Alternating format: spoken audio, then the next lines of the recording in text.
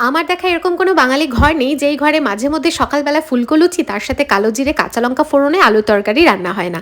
আমাদের জল খাওয়ার তো আজকে এটাই ছিল, সাথে ছিল একটা সেদ্ধ ডিম। আজকে ওর বাবা বাড়িতে থাকায় দুজন মিলেই গেছিলাম কৃষুকে স্কুল থেকে নিয়ে আসতে, আর আসার পথে ভাবলাম ওর বহুদিনের একটা আবদার আজকে পূরণ করি, একটা নতুন গাড়ি কিনে দিই। তবে গাড়ি কিনতে এসে কিনে নিয়েছে একটা ছোট্ট ফোন। প্রথমে ভাবছিলাম এটা কিনে দেবো না, বেকার একটা জিনিস কিনছে।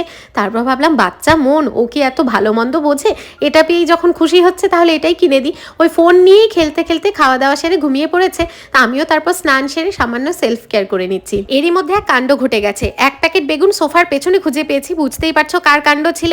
কয়েকটা বেগুন খারাপ হয়ে গেছে, তাই যে কটা বেগুন ভালো আছে সেগুলোকে ধুয়ে মাঝখান থেকে চেরা লাগিয়ে আপ্পে মেগারে সর্ষের তেল লাগিয়ে বেগুন টমেটো আর রসুন বেশ সুন্দর করে পুড়িয়ে নিচ্ছি। এর সাথে সাথেই আমি ছেলে আর ছেলের বাবার জন্য ডিমের ঝোল বানাচ্ছি। পেঁয়াজ রসুন আদা টমেটো নুন জল দিয়ে চপারে ভালো করে চপ করে নিয়েছি। এবার কড়াইতে তেল গরম করে সর্ষে জিরে আর কারি পাতা ফোড়নে দিয়েছি। এরপর পেঁয়াজ রসুন আদা টমেটো নুন হলুদ ধনে জিরে গুঁড়ো সামান্য পাওভাজি মশলা দুটো কাঁচা লঙ্কা দিয়ে মশলাটাকে ভালো করে কষিয়ে নিচ্ছি। ছোট্ট ছোট্ট বেগুন তো তাই আর কি এইভাবে আপ্পে মেকারে পুড়িয়ে নিয়েছি, তাহলে বেগুনটা খুব সুন্দরভাবে সেদ্ধ হয়ে যায়। এরপর ভালো করে স্ম্যাশ করে যেভাবে বেগুন ভর্তা বানায় ঠিক সেইভাবেই বানিয়ে নিয়েছি। ডিমের ঝোলের মশলা কষে যাওয়ায় পরিমাণ মতন জল দিয়ে দুটো ডিম ওপর থেকে ফাটিয়ে দিয়ে সামান্য ধনেপাতা দিয়ে ভালো করে ফুটিয়ে নামিয়ে নিয়েছি। আজকে যেমন ফোড়নটা অন্যরকম দিয়েছি ডিমের ঝোলে, তাই ডিমের ঝোলের স্বাদটাও অন্যরকম এসছে। এইভাবেই মাঝে মধ্যে কৃষুর জন্য রান্নাটা এদিক ওদিক করে বানাই, তাতেও খুশি হয়।